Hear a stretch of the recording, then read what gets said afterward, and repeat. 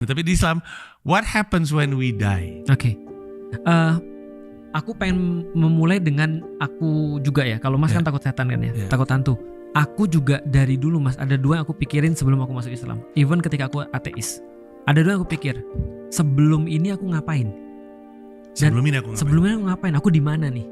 Kesadaranku tuh di mana gitu maksudnya. Dan setelah aku mati itu seperti apa kondisinya? Itu ganggu aku terus dan aku tidak pernah mendapatkan informasi kecuali itu juga rekaan orang. Misal kita nonton film Lucy, akhirnya kita dikasih tahu oh kita tuh cuma kayak data doang. Setelah kita mati ya udah jadi ketiadaan. Atau kita nonton film yang sangat terkenal Ghost. Ghost yang mana nih? Itu yang Demi Moore. Ya kan? Iya, siapa ya? Patrick Swayze. Kan kita jadi punya pop culture, kita jadi ada rohnya keluar. Iya betul. Tapi aku baca penelitian yang lain, ada orang pernah neliti tentang berapa roh itu ada atau enggak. Caranya gampang, dia bilang gini, kalau roh itu adalah ada, dia pasti punya berat. Masanya. Karena segala sesuatu yang menempati ruang pasti punya massa. Itu teorinya. Maka dia nimbang orang sekarat, lalu kemudian ditimbang lagi setelah dia mati. Menarik. Hasilnya? Dia dapat 0,000 sekian. Ada. Tapi setelah diteliti lagi katanya nggak valid. Karena itu kayak pergerakan orang ketika mau mati terus mempengaruhi timbangannya. Sampai sekarang orang nggak ngerti roh itu ada atau. Tapi yang jelas kalau kita lihat dari segi kasat mata ya, aku dulu suka biologi Mas. Ketika suka biologi aku bilang begini, aku kan pelajari tentang otot jantung nih. Otot jantung tuh keren banget karena dia adalah kombinasi daripada otot polos dan otot lurik.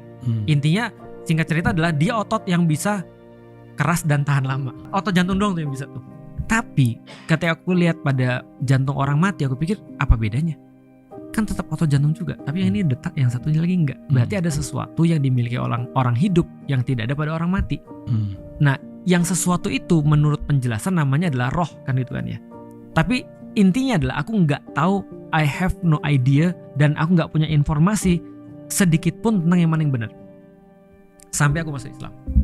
Ketika aku masuk Islam, ini apa yang aku kasih tahu pada orang-orang, di Islam itu semua didasarkan pada kita tidak tahu informasi sebelum kita verifikasi dulu sumber informasinya. Maka ketika kita sudah memverifikasi sumber informasinya, maka kalau kita sudah verified, semua yang disampaikan oleh sumber itu pasti verified juga. Gampangnya gini deh. Kalau kita sudah bisa verifikasi, kalau kita ngomong dengan orang Amerika, berarti kalau dia ngasih tahu kita tentang orang Amerika, itu lebih verified daripada orang Indonesia ngomong. Iya. Secara umum. Iya. Nah, itu juga menyangkut tentang mati. Artinya kita cuma bergantung pada satu informasi. Dan karena aku adalah orang Muslim dan aku sudah verified informasi Al-Quran dan As-Sunnah, maka aku cuma bisa cerita bagaimana Al-Quran dan As-Sunnah menceritakan kita tentang kematian. Pertama, kematian bukan ujung. Itu yang harus kita tahu. Logisnya adalah kalau dulunya kita tuh nggak ada, maka kita pasti akan balik lagi ke nggak ada. Dan nggak ada di sini maksudnya adalah ketidakadaan fisik. Jadi kalau semua yang berawal pasti ada akhirnya. Kalau ada start pasti ada off-nya. Berarti arwah? Rohnya masih ada. Atau rohnya? Ya, arwah itu bentuk jamak daripada roh. Ini saya tarik mungkin bisa jadi tolol, tapi mungkin membantu saya menjelaskan. Ya.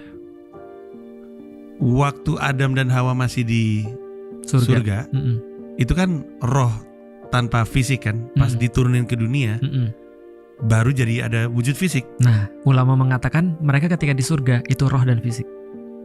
Oh ya? Iya. Karena nanti ada hadisnya bahwasanya Adam itu dibentuk dulu seperti manusia. Seperti manusia yang sekarang dalam bentuk tanah. Dan setan datang tuh ngeliatin kayak gini doang. Nah, berarti itu sudah ada fisiknya tuh. Baru Allah meniupkan ruhnya kepada Adam. Nah, berarti ada roh dan ada fisiknya. Oh, soalnya tadinya saya jadi hampir paham konsep kematian karena kalau tadinya kita hanya roh, terus kita dijadiin fisik, terus ketika fisik itu usai masa kerjanya kembali jadi roh, masuklah konsep kembali ke surga atau neraka tergantung sama amalan gitu. Tadinya saya jauh nggak konsep yang saya pahami, benar nggak? Nggak jauh. Itu masih bisa untuk dipakai. Karena kita bisa mengatakan setidaknya kematian hanyalah kematian jasad. Maka di dalam Islam sesederhana bahwasanya kematian itu tidak perlu dikhawatirkan sama sekali karena dia pasti datang. Karena itulah Islam memandang kalau kehidupan itu adalah asalnya dari Allah dan kembali pada Allah, maka kematian cuma di tengah-tengahnya. Gampangnya begini, Rasul pernah berkata, hidup itu seperti sebuah perjalanan. namanya orang jalan, nggak ada yang mau di tengah-tengah. Sama kayak orang nyebrang dong. Mana ada orang nyebrang mau tengah-tengah, mereka pengen cepat nyampe.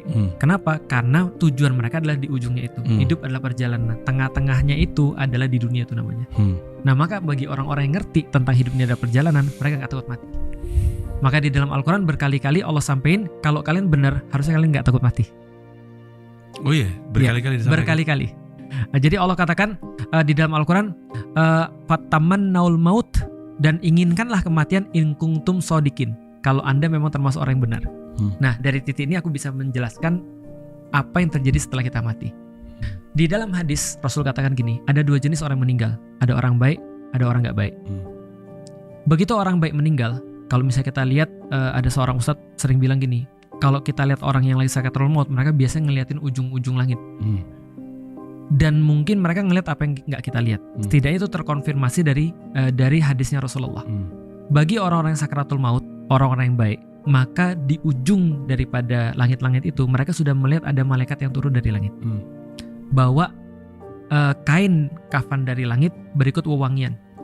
Kemudian datang ke situ, terus kemudian nyambut nyawa mereka dengan enak. Menurut satu hadis dikatakan seperti nyambut rambut dari adonan roti, atau seperti netesnya air daripada tempat air minum. Mudah banget. Nah setelah mereka diambil, mereka terus kemudian dipakaikan kafan dari surga tadi, lalu kemudian dikasih wangian, terus mereka dibawa naik ke langit. Kata Rasulullah, di setiap lapis langit ditanya, itu siapa? Kok wangi banget? Ini orang soleh. Naik lagi sampai atas, lalu kemudian Allah bilang, catat dia menjadi orang-orang baik dan tempatnya sudah di sini. Lihat previewnya. Udah lihat previewnya, udah. Sekarang turun, balik lagi ke bumi. Karena kamu dari bumi, nanti kamu akan dibangkitkan di bumi juga. Maka mereka masuk ke dalam namanya alam kubur, alam barzah. Nah, di dalam alam barzah itu mereka dikasih hiburan. Tiap pagi dan tiap sore dikasih rezeki, makanan. Lalu kemudian mereka diperlihatkan tempat tinggal mereka nanti di surga, dan itu hiburan yang luar biasa bagi mereka. Trailer-trailernya udah diliatin, dan seluruh amal-amal mereka akan mereka nikmati ketika dalam kubur sampai dengan hari berbangkit. Saya nggak sabar nungguin yang matinya nggak bagus nih. Karena itu kayaknya enak banget kayaknya ya. Sorry, saya recap sedikit Ustadz. Jadi ada yang salah dengan yang saya pahami berarti. Saya soalnya taunya orang Islam itu ketika meninggal, terus ditanya kan, siapa Tuhanmu? Nah itu setelah dia balik lagi ke bumi. Baru ditanya. Saya nggak tahu tuh yang dia naik ke langit dulu. Proses itu. Dikasih trailer dulu. Di Islam ada, itu diceritakan di Al-Quran. Diceritakan dalam hadis. Oh dalam hadis. Iya, dalam Rasulullah hadis. Rasulullah yang bilang. Habis itu ketika udah di alam barzah, di alam kubur, baru ditanya. Oh, jadi saya ada yang ngeblank tuh. Saya malah tahunya selama ini ketika dari situ tuh udah aja nggak ada aktivitas apa-apa. Terus pas trompet sangkakala baru pada bangkit semua. Betul. Baru balik lagi ke atas gitu. Baru balik lagi ke surga. Jadi ada waktu dong. Ada. Di alam barzah. Ada. Dan itu lama. Tapi waktu nggak berjalan linear. Itu sama. Waktu kita nggak ada konsep waktu seperti dunia tentu saja, tapi dikatakan sangat lama sekali. Makanya kan ada dikatakan misalnya di dalam Al-Quran ya, dikatakan ada satu konsep namanya time dilation kan ya. Satu hari kalian sama seperti satu hari bagi malaikat sama seperti 50.000 tahun kalian. Wow. Ulangi Pak. Satu hari bagi kita, satu hari bagi malaikat naik turun ke langit itu sama seperti 50.000 tahun kita. Konsep waktunya bukan konsep kita yang jelas lama. Makanya dikata oleh Rasulullah, berbekallah untuk mati kan gitu. Nah itu bagi orang baik. Bagi orang jahat, yang dia lihat adalah malaikat-malaikat yang turun bermuka hitam. Muka hitam artinya kan marah, artinya muka hitam artinya dia benar-benar gak suka dengan keadaan yang terjadi, dan dia bawa kafan dari neraka dan baunya busuk.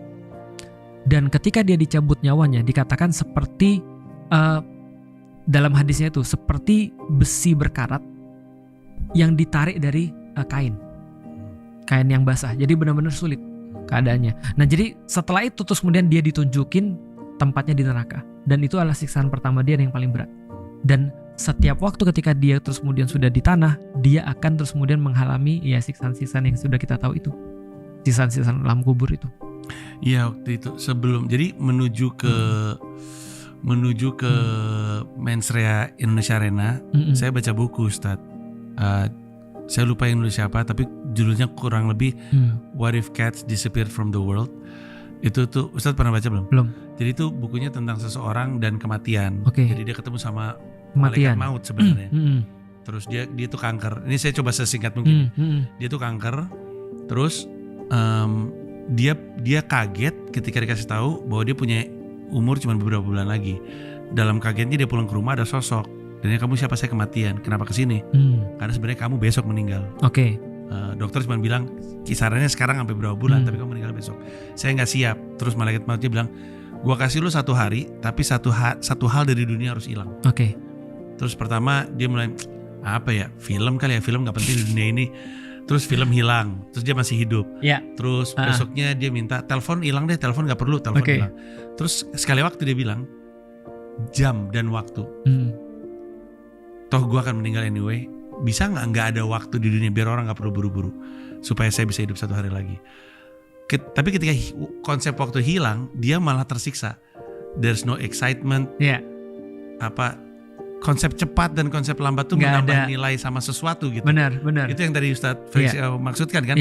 Hukuman dan cinta itu jadi ada maknanya karena ada batas, scarcity waktu atau ada kelonggaran waktu. Benar. Ketika waktu itu nggak ada, malah jadi absurd gitu. Iya, dan nggak ada artinya. Semua kan berarti kalau ada batasnya kan. Kalau nggak ada batasnya jadi nggak ada artinya. Betul, kan? Jadi nggak ada artinya. Nah, walaupun konsep itu nanti di akhirat memang beda. Tapi aku bayangin aja gimana kalau nggak ada batasnya. Menarik tadi pertanyaannya.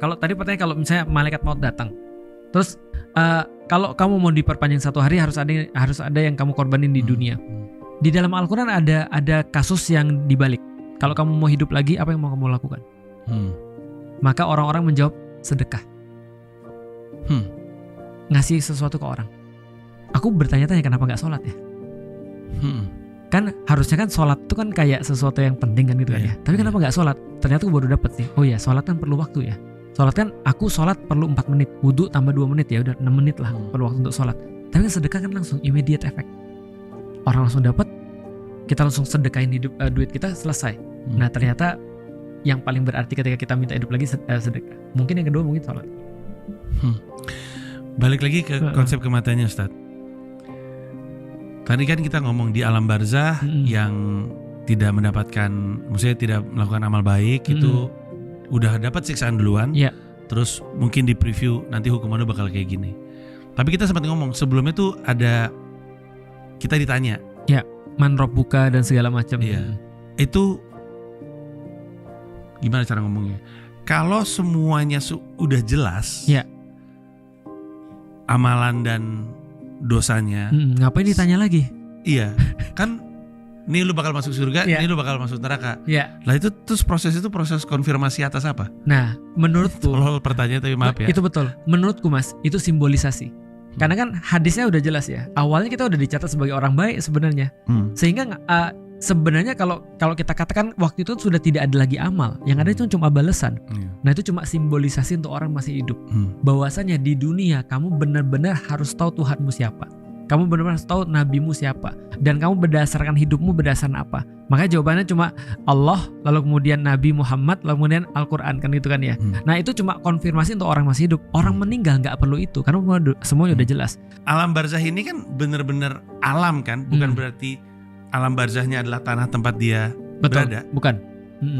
Jadi konsep bahwasanya langit itu di atas dan bumi atau tanah itu di bawah, itu konsep duniawi. Konsep yang berikutnya itu sudah gak ada lagi. Oh iya, jadi anggapannya ini dengan bahasa penonton Avengers nih. Iya betul. Anggapannya itu ada kayak sebuah multiverse. Betul. Anggaplah multiverse ini alam barzah. Benar.